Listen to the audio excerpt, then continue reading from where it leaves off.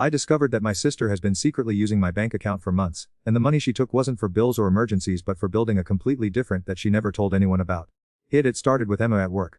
She was everything Sarah wasn't as spontaneous, flirty, always laughing at my jokes. Sarah had gotten comfortable in our marriage. Sweatpants every night, falling asleep during movies, talking more about grocery lists than dreams. I told I was just being friendly when I started staying late to chat with Emma. Just harmless office banter, but I knew I was lying to even then. The first time Emma touched my arm while laughing, I felt electricity I hadn't felt in years. When she suggested we grab drinks after that big project wrapped, I said yes without hesitation. I told Sarah I was working late. The lie came so easily it scared me. 3 drinks in, Emma was sitting closer. Her hand was on my thigh. She was telling me how unhappy she was in her relationship, how she felt so connected to me. I should have left. I should have gone home to my wife who was probably waiting with leftover dinner in the fridge. Instead, I her in the parking lot. The guilt hit immediately but not stronger than the rush. Emma was intoxicating. She made me feel young again, desired again.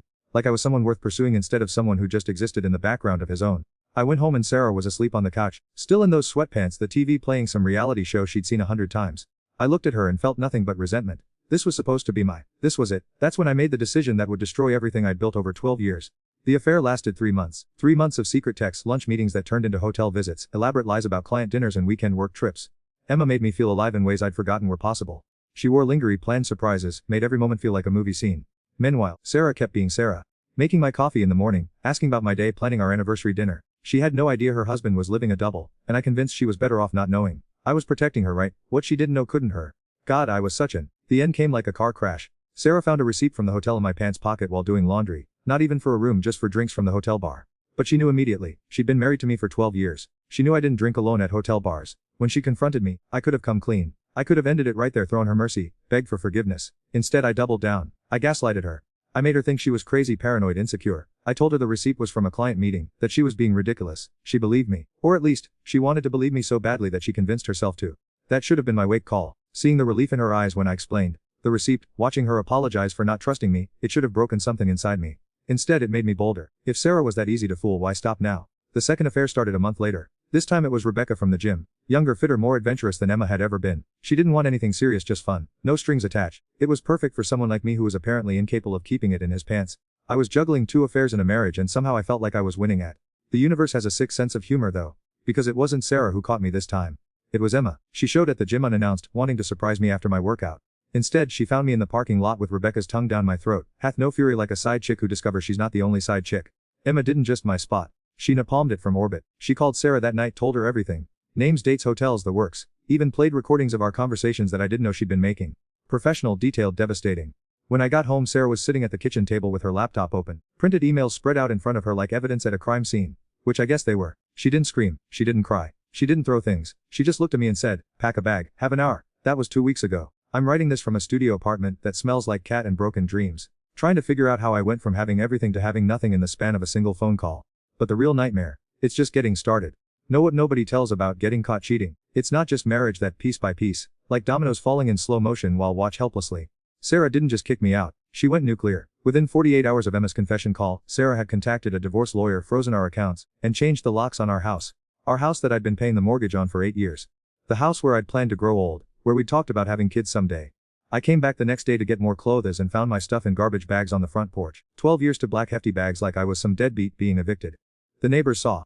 Mrs. Henderson from next door was watering her flowers, pretending not to watch as I loaded my entire into the back of my Honda Civic. She'd known me since we moved in, had brought us casseroles when Sarah had her surgery, always waved when I mowed the lawn. Now she looked at me like I was something she'd scrape off her shoe. But that wasn't even the worst part. The worst part was Sarah's family. Her dad called me that afternoon. Tom, who taught me to use his power tools, who'd helped me install our kitchen cabinets, who'd always treated me like the son he never had. He didn't yell. He didn't me, he just said, "I thought we're better than this, son. Guess I was wrong about a lot of things." Then he hung. Sarah's mom was less diplomatic. She left a voicemail that I still haven't deleted, even though hearing it makes me want to drive into oncoming traffic. She called me every name in the book, told me exactly what she thought of men who betrayed women like her daughter. The worst part. Every word was true. Her brother Mike, who'd been my best man who I'd gone to countless games with, texted me a single message: "Don't ever contact any of us again." Suddenly I realized that marrying Sarah hadn't just given me a wife. It had given me a family, a community, a place in the world, and I'd thrown it all away for what? A few months of feeling desired by women who never actually gave about me. Work became a nightmare. Emma had quit the day after she called Sarah, but not before telling half the office exactly why she was leaving. Within a week everyone knew. The looks I got walking down the hallway, the conversations that stopped when I entered rooms, the way people suddenly got busy when I approached the coffee machine. My boss called me into his office Friday afternoon. "Look, Dave, I can't fire for personal, but this situation is creating a hostile work environment. Emma's to file a complaint, and frankly judgment is being questioned. I think it's best if take some time off. Unpaid leave. So now I'm unemployed, homeless and completely alone. Living in a studio apartment in the worst part of town. Eating ramen noodles and trying to figure out how I'm going to pay for a divorce lawyer I can't afford to a case I can't win. But wait, it gets worse. Because Sarah didn't just tell her family. She told our mutual friends too. The group text that had been active for years went silent. Nobody called to check on me, nobody wanted to hear my side of the story. I was just off, like I'd never existed. Jim and Lisa, who we'd been friends with since college, who I'd helped move 3 times, who Sarah and I had double-dated with every month for years. They blocked my number. Marcus, my buddy from work who I'd been to Vegas with, who knew about my problems with Sarah, who I thought would understand. He wouldn't even return my calls. I was a pariah overnight. The social media unfriending happened in waves. Facebook first, then Instagram, then LinkedIn.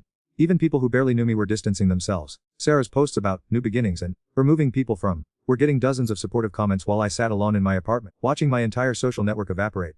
That's when the panic started. 3 a.m., sitting on the edge of my mattress on the floor, chest tight, can't breathe, heart racing like I'm dying. Except I'm not dying. I'm just finally understanding what I've done to her. I kept thinking about Sarah finding those emails. Not just the fact that I'd cheated, but the details Emma had shared. The things I'd said about my wife, about how bored I was. The jokes I'd made at Sarah's expense to impress another woman. Sarah read all of it. Every cruel comment, every dismissive joke, every time I'd complained about her to someone I was sleeping with behind her back. She didn't just discover I was cheating. She discovered that I didn't even respect her. I tried calling her a few times those first weeks. Never to ask for forgiveness, I wasn't that delusional. Just to, I don't know, apologize, make sure she was okay. She never answered. Eventually her lawyer sent me a letter telling me all communication had to go through him. That's when it really hit me. Sarah wasn't just angry. She was done. Completely, permanently done. There was no coming back from this, no working it out, no second chances. I had killed something inside her that could never be brought back to. The divorce papers came last week. She's asking for everything. The house, the cars, half my 401k alimony. Her lawyer included a note saying that if I contested any of it, they'd be happy to discuss my infidelity in open court, with all the evidence Emma had provided. I'm not going to contest it. What's the point? I destroyed my marriage, my family, my friendships, my reputation, my career. Might as well let her have the material stuff too. It's not like it matters anymore. The loneliness is what's me though. Not just being alone, but being completely off from everyone who ever mattered in my. No one to talk to, no one to call, no one who gives a whether I live or. I wake every morning in this pathetic apartment and remember all over again what I've lost. Then I spend the day applying for jobs I probably won't get, eating food that tastes like cardboard, and trying not to think about Sarah starting over without me. She's probably better off. She's definitely better off. But that doesn't make watching her build anew without me any less devastating. The worst part. I know this is all my fault, every single bit of it. I can't blame Emma for seducing me or Rebecca for being available or Sarah for not being exciting enough. I made these choices. I prioritized my marriage, my family, my entire future. And now I get to live with the consequences for the rest of my 6 months later, and I'm still paying for those 3 months of feeling like a big. Except now the bill is coming due, and it's way more expensive than I ever imagined. The divorce was finalized last month. Sarah got the house, the good car, and half of everything I'd spent 15 years building. I got to keep my student loans and a Honda Civic with 180,000 miles on it. Fair trade for destroying the best thing that ever happened to me, right? I found a new job finally. Data entry at a company that clearly didn't do much of a background check. It pays about half what I was making before, which means my new consists of a studio apartment, gas station coffee, and trying to stretch a $1 menu meal across 2 days. But the money isn't even the worst part anymore. The worst part is the isolation. Remember how I said our friend grouped me off? Well, they didn't just forget about me. They actively replaced me. I saw them all at Marcus's birthday party last month. Not that I was invited, I just happened to drive past the restaurant and saw them through the window. Sarah was there too, laughing at something someone said, looking healthier and happier than she had in years. They'd found a new guy to fill my spot in the group. Some dude named Chris that Sarah works with. He was sitting my old seat, next to my old friends, making jokes that got the laughs I used to get. It was like watching my own funeral, except I was still alive to see how much better everyone was doing without me. Sarah looks incredible, by the way. She lost weight, changed her hair, started wearing clothes that actually fit her instead of hiding in those sweatpants I used to complain about. Turns out she wasn't lazy or unattractive. She was just married to someone who made her feel like garbage about herself. I've seen her around town a few times now. Once at the grocery store, once at the gas station. She looks right through me like I'm invisible. Not angry anymore, not just nothing. Like I'm a stranger she's never met. That hurts worse than screaming would have. My family's been complicated. My parents are disappointed but trying to be supportive. My mom keeps asking when I'm going to fix things. With Sarah, like this is some temporary disagreement instead of the complete destruction of my marriage. My dad just shakes his head a lot and changes the subject. My sister won't talk to me at all. She always loved Sarah and apparently me cheating on her is unforgivable. She sent me one text after the divorce was finalized. I hope it was worth it. It wasn't obviously, but there's no taking it back now. The dating scene has been a disaster. Turns out women in their 30s aren't super interested in guys who are clearly fresh out of marriages they destroyed through infidelity. My dating profile gets about as much interest as a garage sale in the rain. I matched with a few women on dating apps, went on some truly awful first dates. They all asked the same questions: why did marriage end? How long have been divorced? What are looking for now? I try to be vague, but somehow the truth always comes out. Either I volunteer it in some moment of guilt-induced honest, or they figure it out from context clues. Either way, there's never a second date. Emma blocked me on everything after Sarah confronted her, so I have no idea what happened to her. Rebecca moved to another city about a month after everything exploded. Smart move honestly. This town isn't big enough for all the people I've over. I think about them sometimes, wonder if they ever think about the married man whose they helped destroy. Probably not. Why would they? They got what they wanted from me, and when it stopped being fun, they moved on. I'm the one who has to live in the wreckage forever. The panic haven't stopped. If anything, they've gotten worse. 3 or 4 times a week now, usually at night when the silence gets too loud and I start thinking about everything I've lost. Sometimes I wonder if this is what I deserve, if this crushing loneliness is just the universe balancing the scales. I went to therapy for a while, but it was a waste of money I didn't have. The therapist kept wanting to explore my underlying issues and childhood trauma, and all that. But there's no mystery here. I wasn't abused or neglected or traumatized. I was just selfish and weak. I had a good woman who loved me, a stable marriage and nice. And I hid all away because I wanted to feel desired by other women more than I wanted to honor my commitment to the one woman who actually mattered. There's no deeper psychology to unpack. I'm just an who made choices and now I get to live-ins. The holidays were brutal. Thanksgiving alone in my apartment, eating a stuffer's dinner and watching football. Christmas morning by while Sarah was probably opening presents with her family. The family that used to be my family too. I drove past our old house on New Year's Eve. There were cars in the driveway, lights on in every window, sounds of laughter and music drifting out into the street. Sarah was throwing a party. In the house we picked out together, with friends we used to share, celebrating a future I'll never be part of. I sat in my car across the street for maybe 10 minutes, just watching the I could have had if I hadn't been such a complete piece of. Then I drove back to my apartment and drank to sleep while fireworks went off outside. That's my now. Watching other people live the could have had, if I'd been a better man. Sometimes I fantasize about running into Sarah somewhere and having a conversation. Not trying to get back together, I'm not that delusional. Just talking to her like a human being one more time. Maybe apologizing properly, telling her she deserves better, that I know I'm beyond repair. But that's probably just more selfishness, isn't it? Wanting her to absolve me, to tell me I'm not a monster, to make me feel better about what I've done. She doesn't owe me that. She doesn't owe me anything. The truth is, I miss her every single day, not just the companionship but the person I was when I was with her. The better version of that existed only in her presence. Without her I'm just this pathetic shell of a man, living paycheck to paycheck in an apartment, with no friends, no family who respects me, and no future worth looking forward to. I destroyed the only good thing in my for a few months of meaningless with women who never gave it about me. I traded 15 years of love and partnership and stability for hotel rooms and secret texts and the temporary high of feeling wanted by strangers. It's been almost a year now and the regret hasn't faded at all. If anything, it's gotten sharper.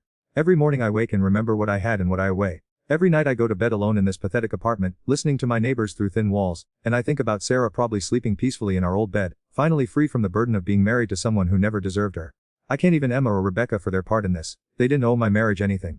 They were single, available, just looking for a good time. I'm the one who had something worth protecting, and I'm the one who chose to destroy it. So here I am, writing this on a Saturday night in my studio apartment, eating Chinese takeout and trying to figure out how that I'm going to fill the next 40 years of my. No wife, no kids, no close friends, no real career prospects, no second chances. This is what cheating gets, if anyone out there is thinking about it. Not some romantic adventure or escape from boring, but complete and total destruction of everything that actually matters. The few months of excitement will cost decades of regret, and there's no amount of apologies or therapy or good behavior that can undo the damage. Sarah moved on without me and she's better for it. Everyone who me out of their lives made the right choice. I'm exactly where I deserve to be, completely alone, with nothing but my memories of what I had before I decided it wasn't enough. The saddest part, I still love her. I'll probably love her for the rest of my miserable. Knowing that I killed the only real love I'll ever have because I thought I deserved more than what I had. Turns out what I actually deserved was a whole lot less.